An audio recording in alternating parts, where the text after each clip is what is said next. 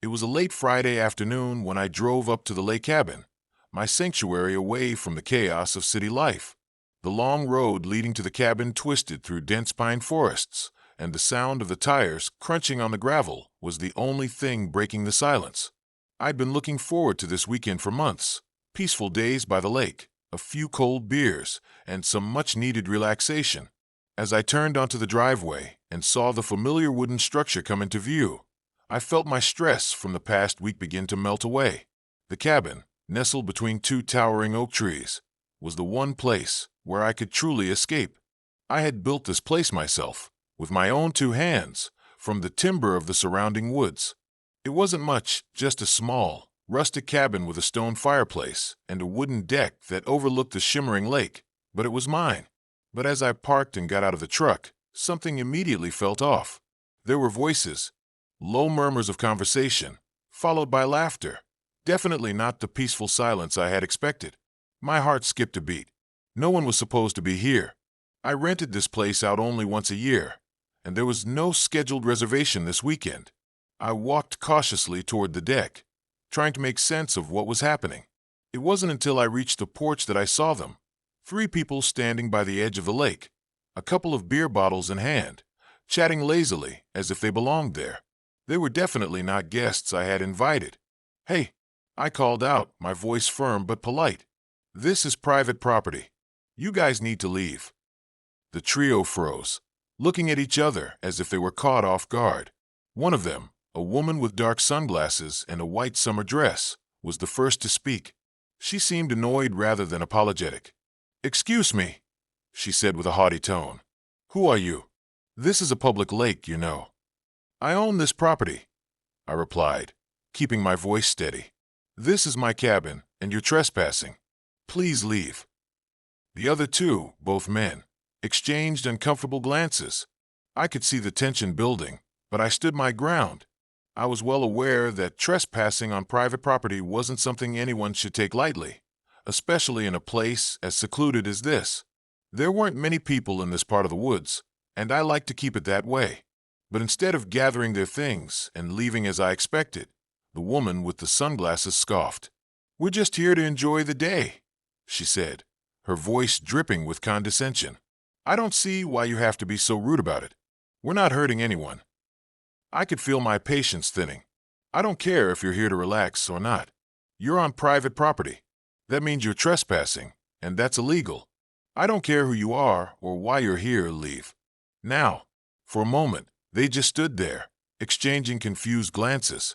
It was clear they weren't used to being told what to do, especially not by someone like me. The men shifted uncomfortably, but the woman took a step forward, as if daring me to stop her.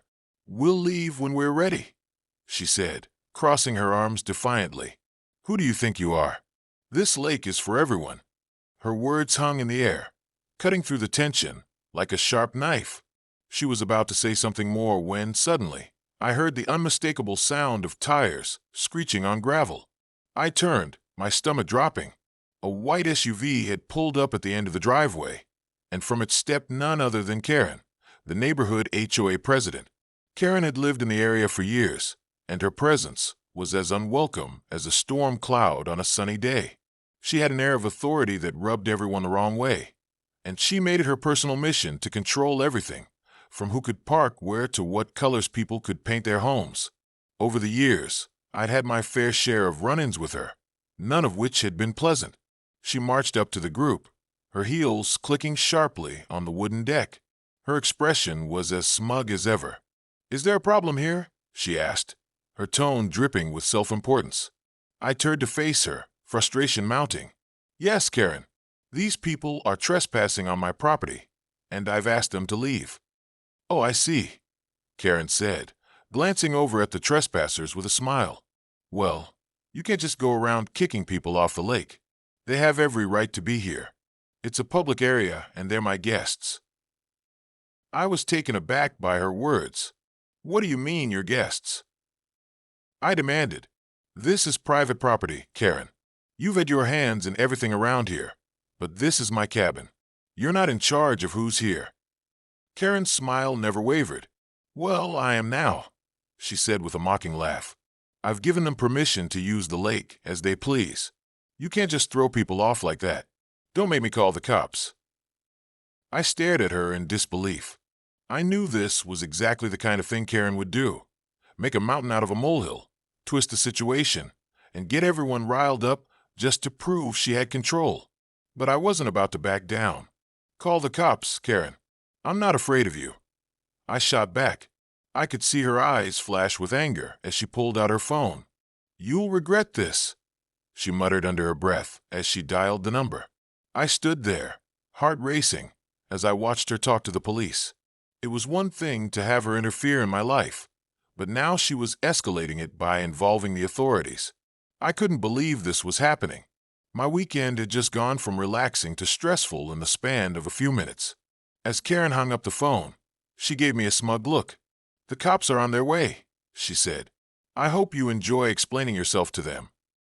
I felt my blood boil. This wasn't just about a trespass anymore. It was about Karen's need to assert her authority and ruin my weekend. I had been looking forward to this retreat for months, and now, it seemed, she was determined to ruin it. But I wasn't going to let her have the last word. "Fine, Karen. Let the cops handle it," I said through gritted teeth. "But when they see I'm in the right, you're going to look like the fool." She smiled at me, her eyes cold and calculating. "We'll see about that." As I waited for the police to arrive, the tension in the air was palpable. I could feel the anger rising within me, but I kept my cool.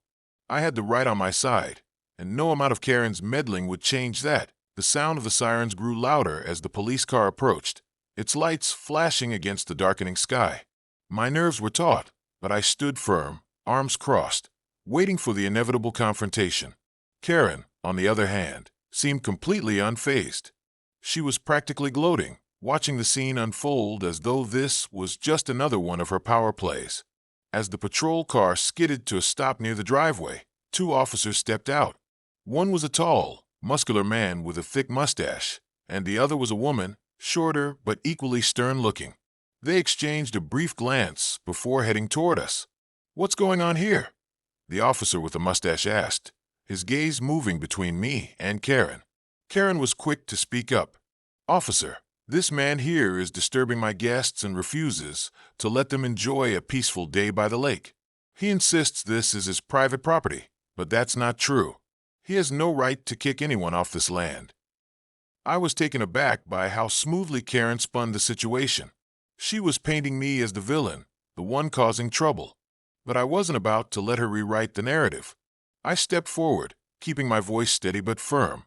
"I own this cabin, and those people were trespassing on my property.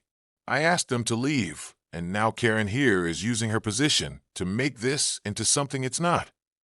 The officers glanced at each other, clearly unsure of who to side with. It was a classic case of he said, she said. But I knew that my claim had the weight of legal ownership behind it. The problem was, I didn't have proof that the trespassers were not invited by Karen. "Karen," the female officer began, turning to her, "do you have any proof that these people were invited here by you?" Karen's smile didn't falter. "Of course I do," she said, pulling out her phone and showing the officers a series of text messages. "I gave them permission to use the lake. This is a small, tight-knit community, and everyone knows everyone. He's just being difficult." I couldn't believe my ears. She was presenting these texts as if they gave her authority over my property. It was a cheap attempt to manipulate the situation, but I knew the law was on my side. The lake might be public, but my cabin, my land, was private. I had every right to decide who could be there. The male officer turned to me. "Do you have anything to support your claim? Any documentation showing this is indeed your property?" I nodded and walked over to my truck, opening the glove compartment to retrieve the deed to the property. I handed it to the officer, who examined it for a moment before nodding. "This is your property," he said, confirming my claim. But if Karen's guests had no prior knowledge of this property being off limits to them, it could be a gray area. The officers seemed torn. They were polite, but their discomfort was evident. They weren't equipped to handle personal disputes between neighbors that had spiraled out of control. Still, I could see that they were leaning towards siding with me, based on the fact that I had clear ownership of the cabin and the surrounding land. Karen wasn't done, though. She was trying every angle to make me look bad, no matter how ridiculous her arguments became. "He's just angry because I have a stronger voice in the neighborhood," she said, putting a dramatic emphasis on her words. "He thinks he can just throw people off his land for no reason. He's been a problem in the community for a while now." I resisted the urge to laugh. "I'm not the one causing trouble here, Karen. You're the one who's been meddling in everyone's business. I'm just here for some peace and quiet, but somehow, you've managed to turn it into a circus." The officers exchanged another glance, their patience clearly wearing thin. They were likely dealing with a petty dispute, but it wasn't one they could easily dismiss without taking action. "Look," the male officer said, holding up his hand to signal that he was ready to end this. "We've got to make sure everyone is clear on the rules here. You," he pointed to Karen, "need to understand that just because you gave someone permission doesn't mean they have a right to be on someone else's private property without consent." Karen's face reddened, and she looked as though she was about to argue, but the officer cut her off. "And you," he said, turning to me, "should be more careful about how you handle these situations. If there are any future problems, call us first before things escalate."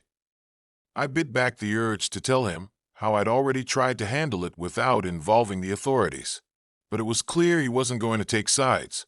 It wasn't his job to sort out neighborhood politics. He was just there to keep the peace, and in his eyes, I'd done enough to resolve the issue for now. "All right, everyone," the female officer said. "It seems like there's been a misunderstanding. The guests will leave now, and hopefully, we won't have any more issues like this in the future." The tension in the air seemed to dissipate slightly, but I could still feel Karen's anger simmering beneath the surface.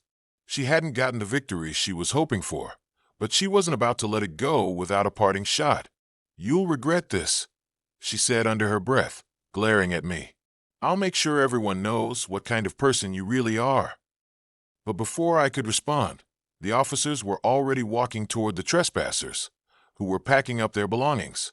The woman with the sunglasses threw one last dirty look in my direction before she joined the men and headed toward the SUV. As the officers watched them leave, they turned back to me. "Just keep your cool from now on," the male officer said with a stern look. "We don't want to see this escalate again." I nodded, my frustration still boiling inside, but I knew arguing any further wouldn't do me any good. The damage was done, and I'd likely have to deal with Karen again soon enough. Once the police left and the trespassers were gone, I stood there for a long moment, taking a deep breath and letting the evening air settle around me. My weekend, which I had hoped would be a peaceful retreat, had turned into a nightmare. But at least it was over for now. I walked back to the cabin, feeling the weight of the situation settle on my shoulders. It wasn't just about the trespassers or Karen anymore. It was about boundaries being crossed, both literally and figuratively. It was about the intrusion of my personal space, my sanctuary, and the continuous struggle to maintain control over what was mine. The cabin had always been a place of solace for me, a place to recharge and escape from the outside world. But now, it felt more like a battleground, and I couldn't shake the feeling that Karen wasn't done yet.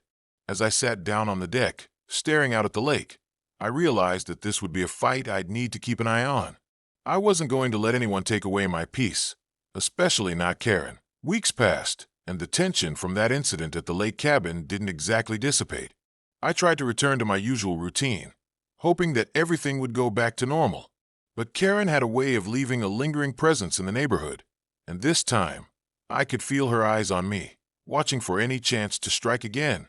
The cabin, which had once been a haven, now felt like an arena, one where I was constantly bracing myself for the next confrontation.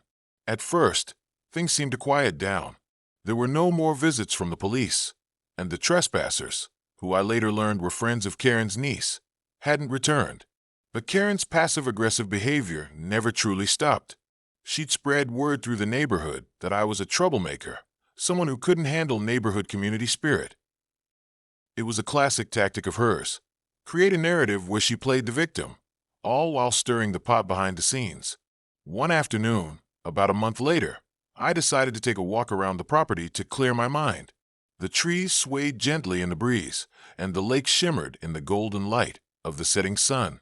Everything felt peaceful, as if nothing had happened. But it didn't take long before I noticed the signs.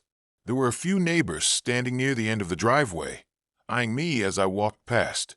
A couple of them nodded, but the others merely looked away, almost as if they were avoiding eye contact. It didn't take a genius to figure out what was going on.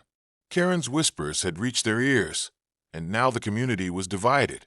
I had once been a well-liked, if somewhat private neighbor, but now I was the one everyone was whispering about behind closed doors. Some were sympathetic, but others had bought into Karen's version of the story. They saw me as the one who had disrupted the peace, the one who had overreacted. I couldn't stand it anymore. I wasn't just fighting Karen anymore. I was fighting a narrative that had been woven so seamlessly into the fabric of the neighborhood that even the most open-minded people had started to doubt me. I needed to take action. That evening, I decided to confront the community directly. I called a meeting through the HOA, much to Karen's chagrin, I'm sure, and invited everyone to the local community hall. I didn't care if it was uncomfortable or if I'd face resistance. I needed to clear the air and set the record straight. When the night of the meeting arrived, I walked into the hall with my head held high. The room was filled with a dozen or so neighbors, some of whom I knew well and others who I had only seen in passing. Karen was already sitting in the front row, her arms crossed and an expectant look on her face. She was always one for drama, and I knew she'd come ready for a fight. I took a deep breath before stepping up to the front of the room, where I was greeted with a mix of curious glances and cold stares. It was going to be a tough crowd, but I had to speak my truth. "Thank you all for coming tonight," I began, my voice steady but firm. "I know there's been a lot of talk around here about what happened at my cabin, and I'm here to set the record straight. I didn't want things to escalate the way they did, but I had no choice. My property was trespassed on, and I had every right to ask those people to leave. That's the truth." There was an uncomfortable silence in the room as I looked around, hoping for a reaction, any sign that people were actually listening. Karen, predictably, shot me a smug look, her arms still folded tightly across her chest. "I know some of you might have heard different stories," I continued, "but what I did wasn't about being difficult or causing trouble. It was about protecting my home, and I'm tired of being portrayed as the villain here." I could feel the weight of the room's judgment, but I didn't back down. Karen's guests weren't just enjoying the lake, as she claims. They were on my property without permission, and instead of apologizing or helping resolve the situation, Karen decided to escalate it, dragging the police into something that should have been a simple misunderstanding. A murmur rippled through the crowd, and I could see some of my neighbors nodding. They were starting to realize that the story I was telling made more sense than the one they had been fed. But I wasn't done yet. I still had to make them see that this wasn't just about one incident. It was about Karen's ongoing interference in everyone's lives. "Karen has been overstepping her boundaries for years," I said, my voice growing stronger. "She's made it her mission to control everything around here, from parking spaces to the way people decorate their homes. And while she may have some influence with a few of you, I want to remind you that she doesn't have the right to dictate our lives. No one does." The room was now completely silent, and I could feel the eyes of the neighbors on me. Some of them were clearly uncomfortable, caught between two opposing sides, but I could see a few of them shifting uncomfortably in their seats, as if something had clicked in their minds. They weren't sure what to believe anymore, but the truth was beginning to sink in. At that moment, Karen stood up, her face flushed with anger. "This is ridiculous," she exclaimed, her voice trembling with rage. "You're trying to turn everyone against me. This is a personal attack, and I won't stand for it." "Karen, calm down," I said, holding up my hands in an attempt to de-escalate the situation. "This isn't personal. It's about what's right. It's about respecting boundaries."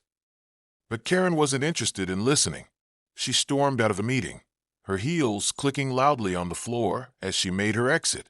The door slammed behind her, leaving a heavy silence in the room. I let out a breath I didn't realize I had been holding. The hardest part was over, and now it was time for the community to decide. I knew I couldn't change everyone's mind, but at least I had spoken my truth. In the weeks that followed, the dynamics in the neighborhood slowly shifted. While Karen continued to push her agenda, More and more people began to see through her act. They realized that her actions weren't just about being a concerned community leader. They were about controlling others and manipulating situations to her advantage. Though Karen still tried to rally support, the community had begun to fracture. Some supported me, others were wary, and a few remained loyal to Karen. But one thing was clear: my stand had made a difference.